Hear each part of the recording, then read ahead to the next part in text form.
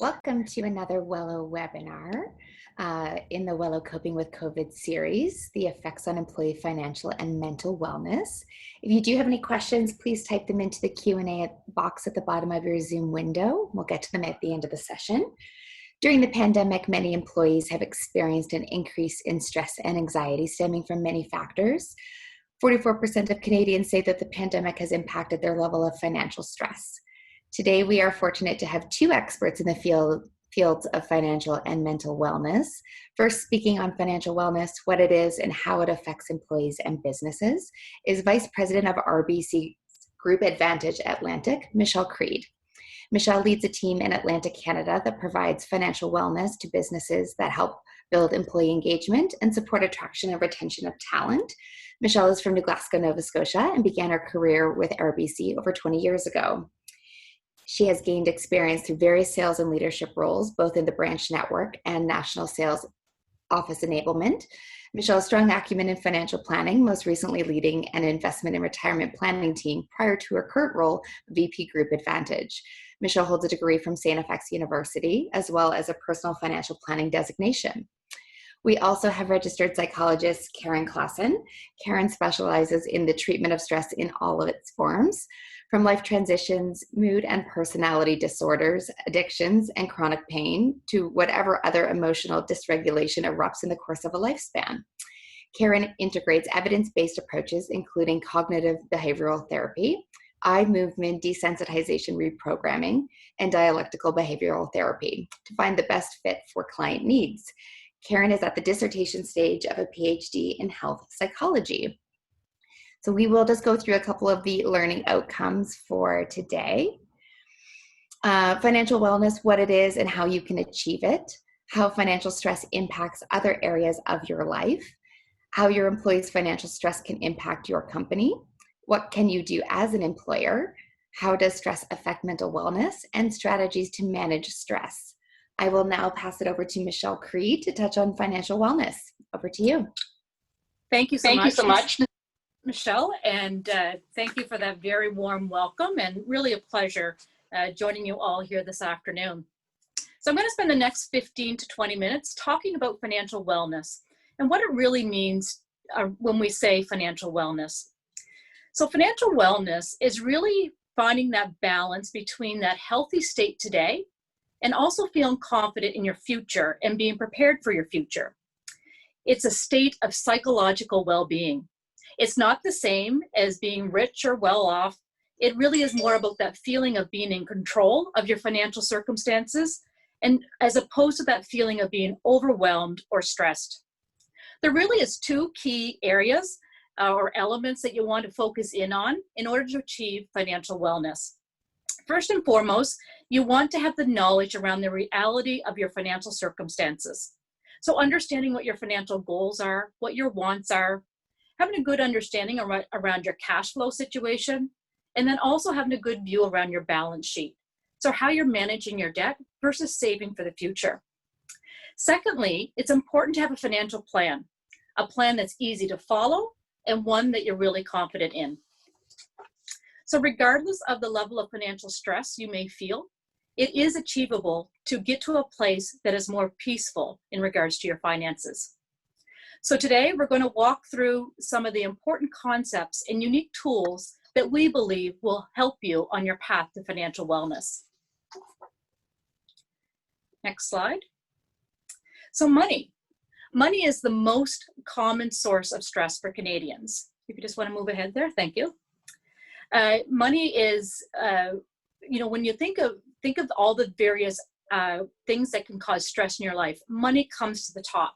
And so when you look at things such as your personal health, work, relationships, money more than doubles work stresses and relationship stresses combined. So it really is an area that many people need some help with. Next slide. Well, money is one of the most common pieces that cause stress to Canadians. It really is important that we understand some of the root causes behind that money stress. So you'll see there that 79% of Canadians feel that finances do cause some level of stress for them. but it can be unique to everyone. In fact, it is unique to everyone. For some, it could be about, being worried about how they're going to pay their bills. For others, it could be worried that how are they going to save enough for their retirement? And for others, it could be a combination of many of these different things. So it really is important to understand what is the root cause of that stress so that you can put the appropriate steps in place so you can correct it. So when Canadians feel stressed, it does impact other areas of their life. So unfortunately, it does spill over and cause other sort of areas to be impacted. So whether or not it is health issues that may arise, you can go to the next slide there. Whether or not it's health issues that may arise, maybe it's challenges that now start to come in relationships. It could be family disputes that come about. But most commonly, Canadians mention that the top 3 things that actually get impacted as a result of financial stress is health issues, relationship problems, and distractions at work being the most common. Go ahead. So it would be nice if we all had the ability to leave things at home and not take that stress to work with us, but we just know that that's not the reality for most people. In fact, it often impacts their work performance. It could be from, the worry, thinking about something that just happened at home from a relationship, or maybe that family dispute that we just talked about. But 46% of Canadians say that financial stress is impacting their workplace performance. So that is significant. On top of that, 5 times they are more likely to be distracted at work. And 46% of the time, it was reported that they spend 3+ hours a week dealing with financial stress. This could be things from making appointments with their bank, reaching out to doctors or health professionals, lawyers, various things that they feel they need to address because it is causing them that financial stress. Go ahead. So when employees are coming to work with financial stress, it does have a direct monetary impact on the business. So this slide here really depicts how that all starts to come to play. So out of 100 employees at a company, we already learned on the previous slide that 46 are distracted out of that 100. So 46% of those distracted employees, we learned, will spend 3.5 hours per week focusing on financial issues that are causing them that stress. So when you multiply that, that equates to 74 hours per week that is lost due to stress, which is really significant. Assuming that most people work about 48 weeks per year, you can multiply that again, and you can see that it compounds really quickly. And it will soon get you to 3,552 hours a year that is lost due to stress.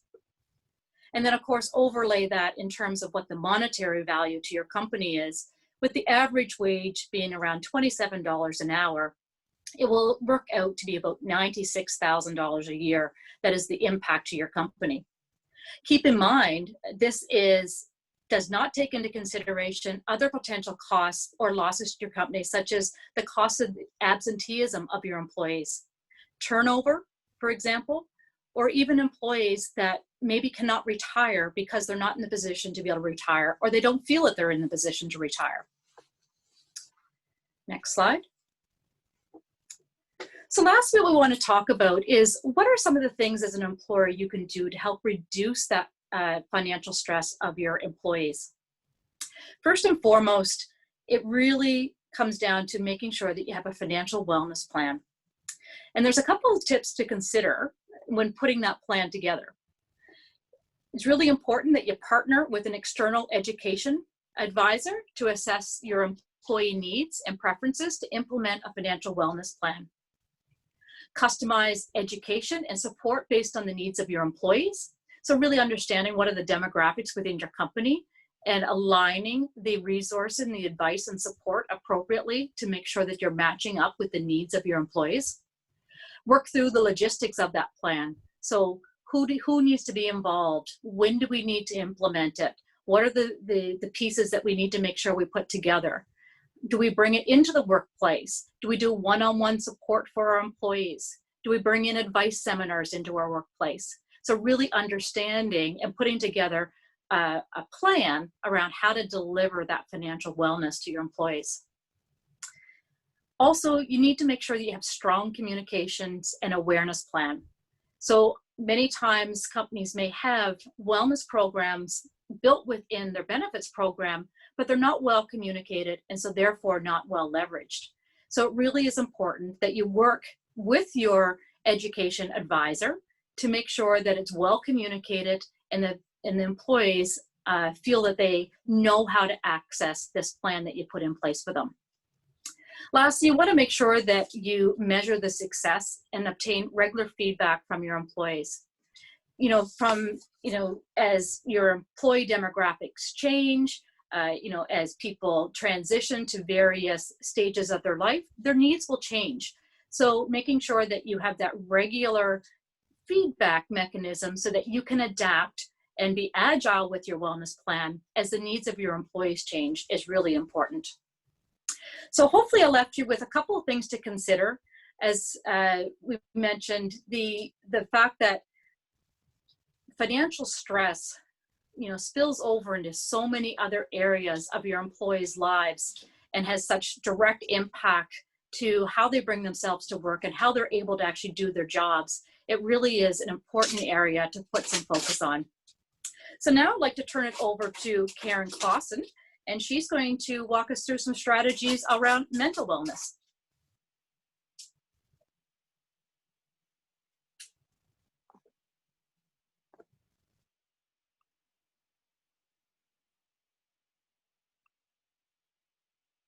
Hi, I hope you can see me. You may look and go, why is she in her car? And I'll tell you, because I'm in Peggy's Cove and sometimes in Halifax, Nova Scotia, and sometimes the internet does not work very well. So I had a bit of stress myself in trying to find some place where the internet could work, and guess what? My car is the best place. So here I am, and we're going to talk about stress, about what it does in the body, what it does to your physical body, and how we go into stress and what happens and how that affects our mental health. So Sean, maybe go to the first slide. So we probably all know something about how stress affects mental wellness. All of us have an amygdala. That's what we typically think of as our fight or flight response. We have that hippocampus, which is our long-term memory, and we have that hypothalamus. Those three pieces of our brain constitute our fight or flight response. We have this prefrontal cortex as well. That's our really smart part of the brain.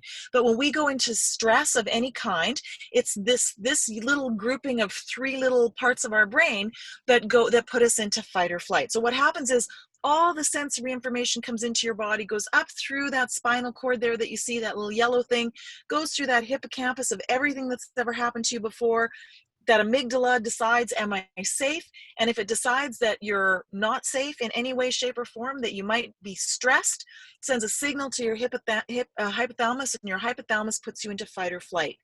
And when we go into fight or flight, a couple of things happen. So you see, first of all, before our smart prefrontal cortex even gets a crack at any of the information that comes into our body, it's our fight or flight response. It's kind of the gatekeeper of all the information.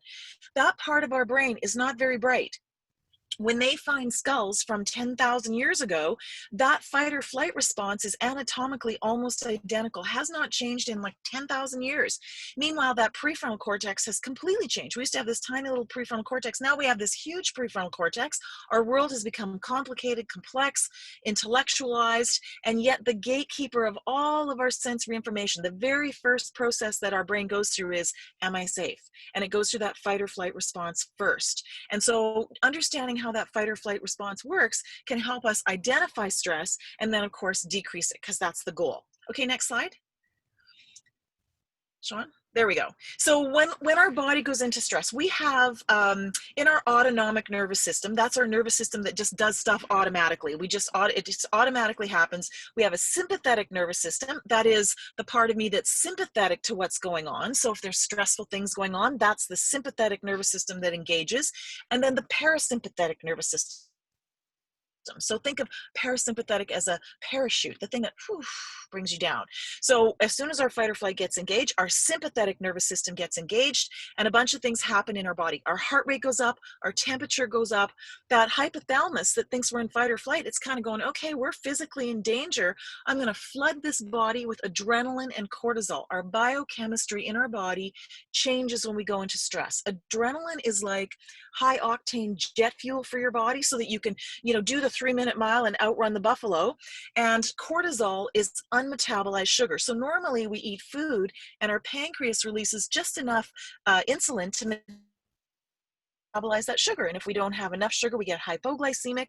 If we have too much sugar, we get hyperglycemic, kind of like kids on candy floss. And our brain puts us into a state of hyperglycemia on purpose because it thinks our body is physically in danger and that we physically need to do something. Outrun the buffalo, lift a car off a baby, jump 10 feet into the air if a car jumps the curb.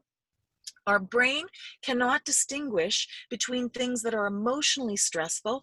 My partner breaks up with me. I'm going to bounce my check. I might lose my job. My mortgage is in danger. It can't distinguish between those things and things that I'm going to get stabbed in the back. I'm going to get hit by a car.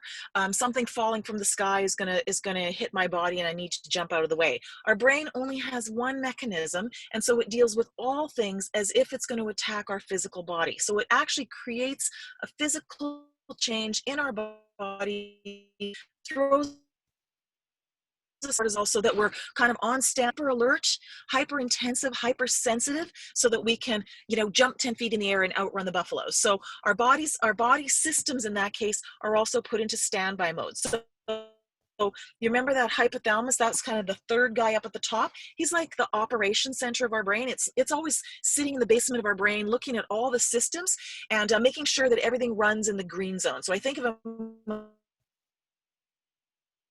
guy with a clipboard and something in the basement of our brain looking at all the systems that happen automatically: respiratory system, digestive system, reproductive system, circadian rhythm, which is sleep hormones, all of the systems that keep my body in good shape going through the day. That hypothalamus is in charge of all those systems. And when it gets the signal from that amygdala that, hey, alert, alert, we're in danger, alert, alert, then and it throws me into fight or flight, it actually shuts down all the systems in my body that I don't need at the moment to outrun the buffalo. So for example, reproductive system, it turns my reproductive system off if I go into fight or flight because I don't need it right now. I need to outrun the buffalo. All of those systems that take up a lot of energy in the body, that hypothalamus is going to shut off. And we've all known people who've tried to get pregnant, and their physician has said, there's nothing wrong with you, just reduce the stress and you'll get pregnant. The minute the adoption goes through, they get pregnant. Because the minute they're not stressed anymore, their fight or flight response releases that system, it starts to work again, and they're able to get pregnant. Your digestive system.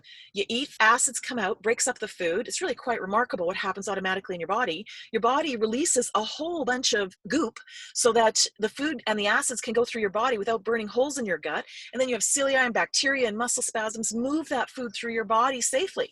Well, if I go into fight or flight, that hypothalamus goes, hey, we don't need to use our digestive system at full capacity right now. It's a big energy sucker. Let's reduce it to 20%. So now I eat food, the acids come out to break up the food.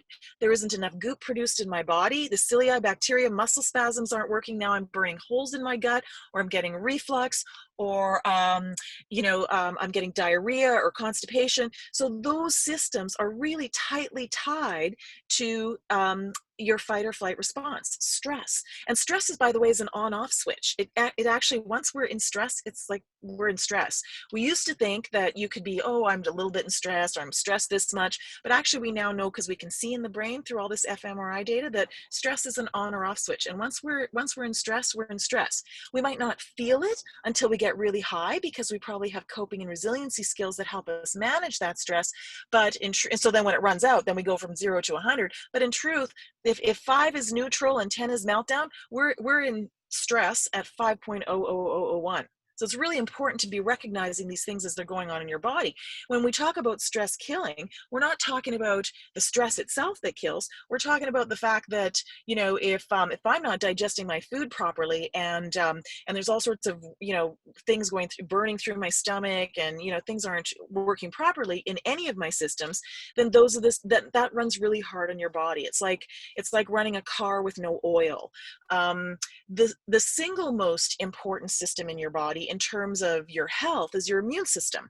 That is also the largest energy sucker in your body. So if you think of your immune system as like a little construction crew of white blood cells that's constantly going through your body looking for stuff that's not supposed to be there. Are there cells growing out of control? Is there a virus? Is there a tear in the knee? Is there what's going on? Your immune system finds it, and then it kills it, replaces it, or repairs it. So now your immune system gets shut down to zero. So I go into fight or flight, I'm in a stress response, my immune system shuts down to zero. That means all that stuff continues to grow in my body without my body actually fixing it. That's why it's really important to make sure that you keep those stress levels down as much as possible. We go into fight or flight when our values have been challenged or when we feel unsafe. So when we feel threatened or our vulnerabilities are exposed, we feel unsafe, we go into fight or flight. And I can't tell you how important financial security or safety or even just knowledge and information is about that. I get so many people in my office who go, I don't even want to look at that. I can't even bear to see that. I can't even, and it creates a stress response. And so, you know, we go into stress response, all this stuff happens. There are academic psychologists who try to figure out what it costs the body in terms of lifespan every time I have a fight or flight spike, every time I go into fight or flight. In your body, it's like a car going 100 kilometers an hour and jamming it into first gear. It's very hard on your body. And they've sort of determined that just on wear and tear on the body, every time I go into fight or flight, it's worth a half an hour of my life. So obviously there's no way to prove that, but if you think about that, every time I have a stress response, I'm actually spending half an hour of my life. Do I want to do that? I really don't. So I really want to lean into those things that are causing me stress and get them figured out, get them sorted out. In psychology, exposure is the antidote to almost everything. Exposure is the fix, whether I have social anxiety or whether I have financial issues and I'm worried about if I don't have enough savings, I'm worried about what's going to happen if I lose my job. Any of those things, I'm so worried about them, I can't even face them, I'm just going to repress them. They get bigger and bigger and bigger, and it can be a constant stress. So you really kind of want to lean in. The news is, I'm going to say it's never as bad as you think it is. There are professionals who can always help you plan so that at least you know what's going on. The brain does not like things that are unknown. Next slide. Next slide there, Sean. Okay, so how do I know when I'm in stress? Mindfulness. Mindfulness is the way to figure out if we're stressed or not. We have Martin Scorsese up in our brain making movies about a bunch of stuff that hasn't happened yet. All this future stuff that, oh, what if this happens? And what if this happens? And what if this happens? And our body goes into fight or flight as if those thoughts are really happening right here and now. And they're not. Right here and now, we're fine. I might lose my house. I might do this. He might break up with me. This might happen. I might get in a car accident. I might get COVID. All of those things might happen. But there's no point in me living them all now in my body as if those things are true. There's no point in my body going into stress, a stress response, as if those things are true. The brain is kind of in some ways like the Wizard of Oz. We give it way too much power. It's really a blob of wires, of electrical impulses. And when it suggests that we go somewhere, it's always going to be thinking about the threats because it cares about saving our lives. So it never defaults to happy thoughts. It defaults to, oh my goodness, this could happen, this could happen, this could happen. If you go back to the caveman and you think about the caveman, the one that sat there and went, oh, what a beautiful day, the sun is shining, I got my cave, I got my fire, I got my buffalo, all is well, I think I'm just going to enjoy the sunshine. That one got eaten by the saber-toothed tiger. But the caveman that went, oh my goodness, I got my fire, got my cave, got my buffalo, but this could happen, I better prepare for this, I better prepare for this. That's the caveman that survived, and that's how our brains evolved. So we default to negative thinking patterns as a way to save ourselves, but we can get out of it through mindfulness, through knowing, through recognizing, when is my brain running off with me? And you don't have to join it. Your body is the thing with the heft. If you do something different, if you recognize that your brain is running off, with your thoughts and your body's going with it, you can actually do some different things. You can use some mindfulness techniques, deep breathing. There's lots of techniques that you can do to get out of your head and get into the moment. And that is a lifelong skill that honestly will save your life. Loads of studies in different medical areas show that mindfulness actually improves physical outcomes in illnesses. Because why? If I decrease my stress response, then my fight or flight response, or then my immune system kicks into high gear and works at 100%. And that's my best doctor. So that's what I want. I want my immune system going at 100%. Big study, HIV, AIDS, equal patients with equal viral loads on the same cocktail. Half of them do mindfulness for 5 minutes a day. The other ones don't. The ones who do even 5 minutes of mindfulness a day have a 35% decrease in their viral load, if you can imagine. So it actually creates a physical change in their body. This has been shown to work with people with Crohn's disease, all sorts of stomach issues. So loads and loads of studies show that decreasing your stress actually increases your ability for your immune system to work, and then we're way healthier. One way to think about mindfulness in a simple way is to think about whether I'm getting hooked onto thoughts. Am I being grabbed and off? I'm going off into some, to some future land or some past where, I'm thinking about something that happened before. And how can I diffuse? How can I let go? How can I let it go? Just because thoughts come into my head, I don't have to hold on to them. I can let them go like clouds in the sky.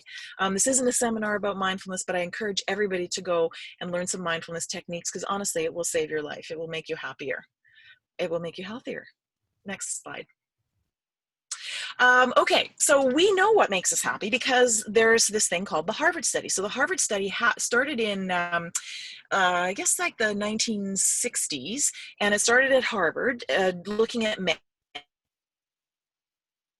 Generalizable to no one, men from Harvard, but they've studied now populations cross-culturally, cross-generationally, cross-demographics. They follow people throughout the course of their whole lives, and they try to figure out, okay, how happy are people, and what are the variables that they have in their lives? So we now know, because it's been so consistent, the basket of goods that equals happiness. And so because of that, when we're not happy, we can kind of go, okay, well, let's see, most of the people, most of the time, need these different elements in their lives to be happy. If we pull this apart, if we deconstruct it and put it in slow motion, can we look at these things and see where you're at in terms of all of these things? I urge you all to watch this TED Talk. This one is about the Harvard study, and it really is a really powerful way to life forward, commit to some action to moving forward to those goals that are life worth living goals, those things that make us happy. Next slide. Next slide there, Sean. Okay, so what are some of the things that are in that basket of goods? Well, obviously, safety first. I need to be personally safe. Am I okay in my house? Do I have enough to eat, drink? Am I clothed? Is my family okay? Am I financially okay? This is like, in terms of, there's something called Maslow's hierarchy of needs. Our basic needs are the things that are the most important before anything else can happen. Those basic needs have to be met. Am I safe? And that includes financial safety. Am I going to be okay? And when we know we're going to be okay, we can move to the next level and the next level and the next level, and achieve happiness on a profoundly big scale. Some of the other, so safety, personal, financial, family, obviously, health, medical, mental, physical, emotional. I'm going to throw financial back in there. Medical, we have free medical care in the country. Like, go get everything checked. Get your yearly blood tests done. There are so many issues that masquerade as mental health that are actually physical issues that could be picked up on a blood test. Things that have to do with your hormones, lots with your blood sugar, with your iron levels. So lots of things can be picked up. So, I mean, we should be making sure that we're taking care of our bodies first and foremost. Those bodies have to take us through. So no matter where your mental health is at, your body is the vehicle that has to take you through it. So take care of your body and your brain will join you. So that includes physical, like working out, mental health. If you know that you have some stress, well, let's work on some mindfulness. Emotional health, are there things that keep triggering you? Let's go get those figured out. Brains don't like to be bored. They like challenges and they like goals. Sometimes we get to a point in life where, right from grade 1, I've been, getting through this grade and then getting through the next grade and then going to school and going to university and getting my degrees and then getting a husband and then getting a house and then getting my kids and then getting them off to school. And then at some point in life, we kind of like have sort of met all of those challenges and we sort of kind of run out of things that our brain is kind of looking forward to, that we're working towards. So brains don't like to be bored. They like to have challenges and they like to have goals. And if we don't have those things, if we've achieved everything, we kind of want to make up some new ones so that we can have some life worth living goals going forward. Our brain likes leisure. It likes sometimes just to have fun. If we're working all the time and we're not doing any leisure things, anything, any hobbies, anything that just bring us joy that are kind of like non-cerebral, then our brain starts to get a little antsy. If you think of your brain like a German Shepherd in an apartment, you got to give it something to do. Otherwise it will turn in and start chewing on the table legs. So we like to have leisure. We like to have something that's meaningful in my life. If I had a great job and I had great hobbies, but I'm not doing anything, I'm not connecting my personal being, my personal self with anything that's bigger than myself or anything that's meaningful, brains don't like that. We like to have something meaningful. So like being volunteer work. Spiritual, this becomes more important as we get older. It doesn't have to be religion. Spirituality can be nature. I know a lot of people, certainly in Alberta anyway, and absolutely here in Nova Scotia, love nature, and that becomes their form of spirituality. But most of us at some stage in life like to be connected to something bigger than ourselves. And then, of course, the single most important thing, and you'll have heard this because they publish it over and over and over again, relationships. Relationships are the single most important thing that make people happy. Not number of relationships, not even type of relationships, but quality of relationships, quality of attachment. So intimate, which doesn't necessarily mean sexual, can just mean like my companion, my person, my one go-to, my confidant. Family and friends, think of them as concentric circles that get a little bit bigger. Family and friends, we need a team, or a squad, as my kids would say. Who's your squad? We need the next around that is connects us to a bigger place. These are part of the life worth living goals that come out of the Harvard study. Next slide.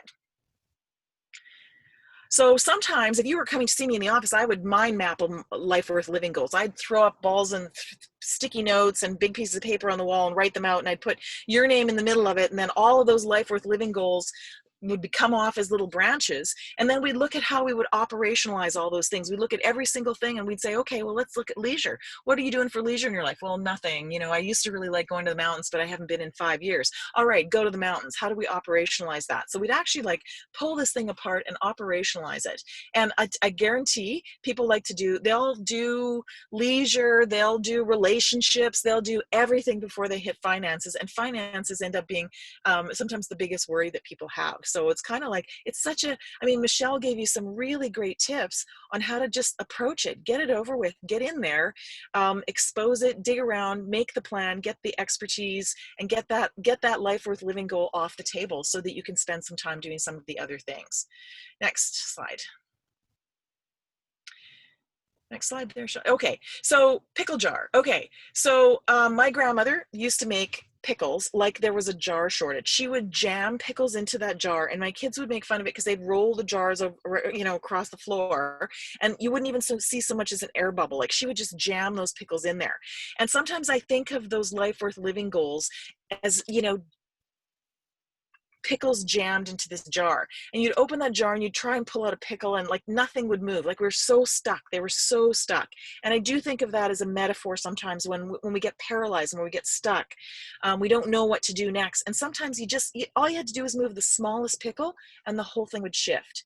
And there is a whole area now in psychology called environmental psychology. When people are really stuck or they feel like, I don't know what's next, right? I don't know the next step to take, you actually forget about what's going on with them psychologically. You look at what's going on with them socially, environmentally, around their life, and you go, okay, can we move the smallest thing? Because if we move the smallest thing, guess what? The whole thing shifts. I think that's my last slide. Sean, is that it? Oh, be the 2 marshmallow kid. Yes. So resiliency. is the final lesson in all of this, because one of the Harvard study things was about how resilient we are, and we're happier the more resilient we are. So how do we know if we're resilient, and how do we become more resilient, and how do we think of ourselves in terms of resiliency? This was a Stanford, that was Harvard, the other one was Harvard. This is a Stanford study. This is a very famous study. Again, one of the early studies that they did in the 1960s. They would bring a bunch of 5-year-olds into a room, and they would give them one marshmallow, and they put the one marshmallow down, and they say, you can have that one marshmallow now, or if you wait 20 minutes, I'm going to leave the room, and if you wait 20 minutes, you can have 2 marshmallows. So then they would see, and they would wait and see if the kid could wait for 2 marshmallows. And then they followed those kids all the way through their whole lives. And the theory was that if you were a 2 marshmallow kid, you would be more successful in life, because you would stick out relationships longer, you would stay in school longer, you would stick out jobs longer, you wouldn't be so reactive, you would wait for the long-term goal. It would be long-term over short-term, and you would put up with some distress. This was all about distress tolerance. How much distress can they tolerate? And the kids who could tolerate the most distress, who could self-soothe in a way that was healthy, that they would actually be happier in life, and they would have more life worth living goals at the end of the day. And so he followed these people throughout their whole lives, and sure enough, what happened was that those kids, as they went through life, the ones that were able to wait for the 2 marshmallows actually did better in life. They did stick out jobs longer, they invested longer, they had more tolerance for short-term blips and things that were going on. They had resilience. And it was such a defining study that actually, as these kids started to grow up and this study became really famous, some of the kids actually sued the researcher because they wanted to know if they were a 1 marshmallow kid or 2. And in those days, in the 60s, you could put kids through all sorts of things. You didn't have to tell their parents anything. Now you could never get away with it. You'd have to tell them. But in those days, you could, he probably had 10 games that he played with the kids that day, and the marshmallow thing was just one, and the kids were 5 and didn't remember whether they were a 1 marshmallow kid or 2. And so they subsequently sued him when they became adults, or some of them did, to find out what the result were. Was I a 1 marshmallow kid or 2? And he refused. It went all the way to the Supreme Court. He refused to tell them if they were a 1 marshmallow kid or 2, because he was also a proponent of labeling theory. We will live up or down to the expectation we have of ourselves. So if I know I'm a 1 marshmallow kid, I might go, well, forget it. I might as well not even try. I'm a 1 marshmallow kid. Or, I know what my fate is going to be. Or if I'm a 2 marshmallow kid, I might not try, because I might go, I know I'm going to be a 2 marshmallow kid. I'm going to be good. So I might not even try. So he didn't want to interfere with anybody's lives, and he wouldn't tell them. He only ever told one person on their deathbed, whether they were dying of cancer, and it was their dying wish to know. And when he passed away, when the researcher passed away, he actually destroyed his research, because the kids were still alive, and he actually destroyed his research. But which you would never do in psychology, because then nobody can replicate your study. But by that time, this study has been replicated over and over and over and over again. We could clearly see that, the 1 marshmallow, 2 marshmallow thing worked. This video here that I put in here is not from the original study, but you could actually look up 2 marshmallows or 1 marshmallow experiment on YouTube, and there's probably a dozen or maybe even 2 dozen, where they show you the footage of kids like just squirming to wait for the 2 marshmallows. And so sometimes what I like to think about is, like, sometimes, like, I'll even ask myself, what would a 2 marshmallow kid do? What would a 2 marshmallow kid do? To not be reactive, to be calm, to self-soothe in a way, because the gains will always come in the long term, not in the short term. So you really want to be a 2 marshmallow kid. There you go. I've covered a million things, but I hope that you understand a little bit more about how stress is created in the brain, how all of those little aspects of our life, whether it's finances, whether it's relationships, those things create stress. And when we get stress, we're not as healthy, we're not able to cope as well. And we really want to learn some of those skills. Mindfulness, bring it down. And one of the ways we bring it down is by exposing ourselves to those things that worry us the most, getting them off the table, and building some resilience. The end. Awesome. Questions?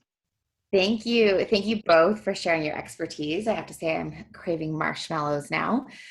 There were a few questions that did come through, and so I'll pose them out, and if one of you want to kind of jump on them. First question was, how do you support employees during these difficult times when you as an employer have experienced financial loss? So I think first and foremost, I can take that one. So I think first and foremost is compartmentalizing the two things. So dealing first off with your business and your business needs, and seeking out the appropriate support and resources that are available for you as a business, but then also making sure that your employees have the appropriate resources to help them navigate uncertain times. So, meeting with an advisor one-on-one to help them understand and, get advice on your unique circumstance will help alleviate at least that employee stress, or at least put tactics in place and strategies in place to help them navigate the times where, maybe there's some uncertainty about their jobs or uncertainty about the future. At least if they can work with somebody and put some strategies in place that will help them feel that they have a plan and they're working towards something to work their way through this times of uncertainty. Great, thanks, Michelle. And the next question that came through is, how can I tell if my employees are experiencing stress or anxiety? I think I can take this one. And I think one of the things that you can do is talk about it openly. Make sure it's an open conversation. Make sure resources are available for your employees, so that it's not stigmatizing in the in the workplace. You might provide some occasions where you're actually talking about that, where you're actually talking about stress, and you're actually allowing people to, to talk about some of the things that are stressful. For example, a seminar like this. Fair. And what are supports out there to help employees deal with stress, and supports to help them get them back on track? I will just jump in here too quickly, is to say, make sure that you know what's available in your benefits package, because a lot of times people, don't even realize all of the things that are available to in whatever city you're in. There's usually always low cost or free counseling, or finding a good counselor, or you can even find a student counselor if you can't afford it. But there's usually most benefit plans will cover 3, 4, 5 sessions, and sometimes that's all you need, and you can pick up on them pretty quickly. Great, thanks, Karin.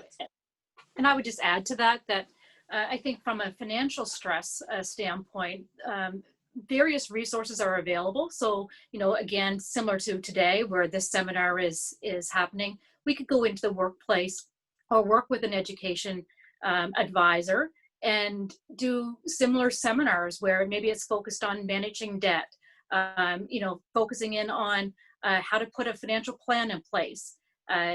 Things like that. We can certainly alleviate some of that stress just by bringing education to employees. Fair. And I think probably the question on all HR leaders' minds right now, how do I manage employee stress while they're working from home? Okay, this one's probably going to come to me. Again, creating an environment where you're understanding, maybe even some self-disclosure. I'm also working from home. My child is also climbing on my lap. There's also stuff going on here. Maybe a little bit of self-disclosure might actually be appropriate in this scenario. Just making sure that your employees know that it's okay, and talking about it openly, I would say. Awesome. We have similar questions come in about how to create an open environment, but I think you've done a good job of answering that. And probably last question that came in, how do companies manage employee stress during economic downturn? So I think again, Michelle, that all comes down to ensuring that you're working with your employees within the company, that they have a plan. They feel connected to a financial wellness program within their company, and they have the resources and the support and the advice that they need to actually navigate times, again, of uncertainty.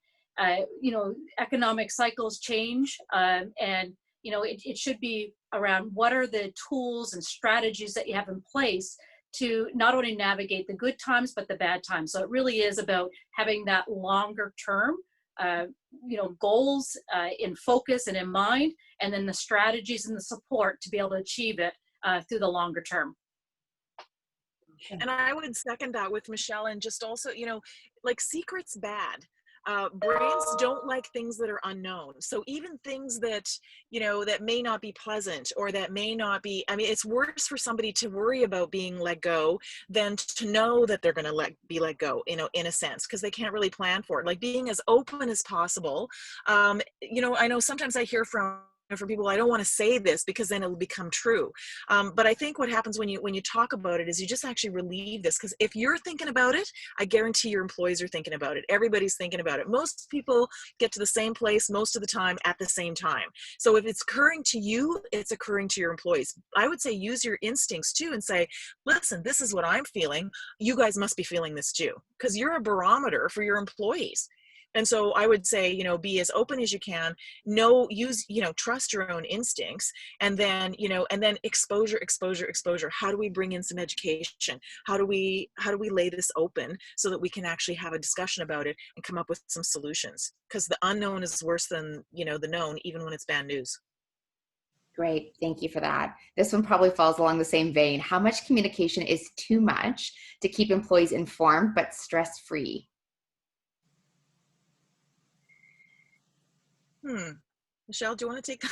I mean, for me, I always err on the side of over communicating. I don't think you can ever communicate enough.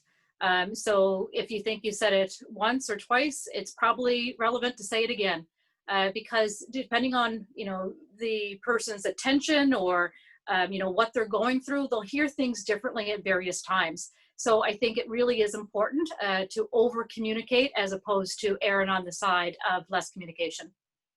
Yeah, and I would say to that too is try to stick to the facts. Just like our brains can go into fight or flight and often imagine, and if this happens and this happens and then the company folds and this happens and this happens, just stick to the facts. What's going on right now? What's happening right now? How does this affect what's going on with us right now? And try not to, because you could be projecting about future that may never come to pass, and then everybody's going to worry about that. So I would say the same mindfulness rules apply, and that, check the facts, keep the facts open, because if people find out something and you haven't told them, then they're going to think that you're not being truthful. So I think you want to stick to the facts and keep away as much as possible from conjecture. This is what we know right now. This is what we have right now. Awesome. With right now. And next question came through. What are good financial stress exposure techniques? Stress exposure. So really trying to identify where the stress is coming from is I think maybe the root of that question maybe. So I think first and foremost is you have to invest the time to understand, what is causing the stress. So as I mentioned on one of my slides earlier, there's various things that can be the root cause of that. It could be, you're worried about you're paying your mortgage or finding affordable housing. It could be that you're just worried about having enough money to pay your bills. Maybe you don't think the job that you're working at is going to be able to support, all the debt that you currently have. Maybe you're worried that, through economic uncertainty, maybe there's going to be layoffs in their company. There could be lots of different things that are causing that stress. So getting to that root cause is really important.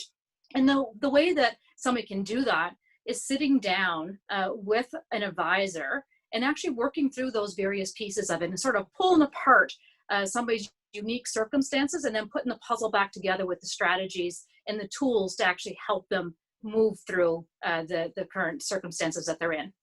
Well, and I think you only know that one-on-one with the financial person, because we come with all sorts of baggage. We have psychosocial stuff that we bring with us. We come from if I came from a poor family, I may be more worried about money than I ought to be or that I should be. If I came from a wealthy family, I may have other concerns. And so we bring forward with us all sorts of stuff from, our belief system about, the way things ought to be. And then there's also the social perspective. We're watching people around us maybe lose their house or maybe lose their job or maybe and if we're an empathetic person, we're wearing all of that as well. And I think it just gets so mixed up that we don't know what the facts are anymore for us. And so, by going to see somebody individually and saying, listen, here's what it is, here's what's on the table, this is what I'm worried about, it's, then the person can kind of help you figure it out. Okay, well, forget this, this is what we're talking about. Right. Fantastic. And are you finding a variance of stress levels based on age of employees or industries? So I guess age of employees and then likely just different industries. For me, what I'm finding is I've seen more engineers in the last 6 months than I've seen in the previous 15 years of practice. I think, for some people where, the fixing things and just like having things be sort of plannable and organized, I think that really throws people for a loop when we don't know what's going to happen. We don't know where the jobs are and we don't know what's happening. So sometimes, it's almost like people who, it's kind of maybe, but people who almost had a little bit of anxiety before are kind of like almost doing better in a sense, because they probably already have some good strategies than some of the people who were, maybe pretty, before thought they pretty much had it together. And then really the rug got pulled out from under us. And so I think there's a bit of stress there. And I would say from in terms of my clients, I think the older ones are more anxious, and in part because they're seeing legacies, just disappear. They're seeing their savings, their future, for them, it's like, well, for me, I mean, gosh, it's immediate. It's right there. Like retirement is around the corner. So now this is worth this much less. That's a big change. So I would say for me, it's the older clients. And I would say the clients that are almost like ones that, were harder, like engineers and accountants and stuff, people who were probably pretty stiff upper lip before, maybe are a little more rattled with all of this, in my experience, in my practice. Yeah, and I would say it varies in when you think of financial stress or what causes financial stress. It does vary based on the demographics of, so if somebody is nearing retirement, maybe they're between 55 and 65 and they're nearing retirement, and maybe they just most recently seen a lot of volatility in their balances in their investments. Maybe go down or up. That may give them worry for whether or not they can afford to retire when they thought they were going to retire. On the other side of things, it could be a young family that has maybe just purchased their first home or had their first child, and they're worried about how are they going to be able to maintain that lifestyle or provide for their children in times of uncertainty. So I think it varies, and again, it goes back to everyone has unique situation and unique circumstances, and it really is important to understand what those are and what's the best path forward. Perfect. Well, those are all the questions. So I will thank you both for spending, obviously, all of your knowledge and expertise with us. And thank you everyone for spending the time with us today. We hope that you learned something from today, bits and pieces that you can take away back to your employees to help manage financial and mental wellness. Just a reminder that today's session was recorded, and the recording along with some resources will be emailed out tomorrow. Obviously, specific thanks to both Michelle and Karin. And I will be cognizant, we did have one last question come in, so we'll end on this. How can HR teams support employees? Again, just I think by being as open as possible. There is still some mental health stigma. It's becoming less and less. And I think as HR people, you can create the environment that makes, that allows for that stuff to come out, and that allows for, people to feel open and comfortable talking about it and then getting the resources to fix that. So I would say, being as open as possible, don't wait for, somebody to have a breakdown to start providing those resources. Make sure it's available, like through your newsletters and through your, as much as possible, expose the assistance that you have. Awesome. Great. Well, once again, thank you both. Thank you to everyone who attended, and stay tuned for more information from Wello. Well, bye from Peggy's Cove.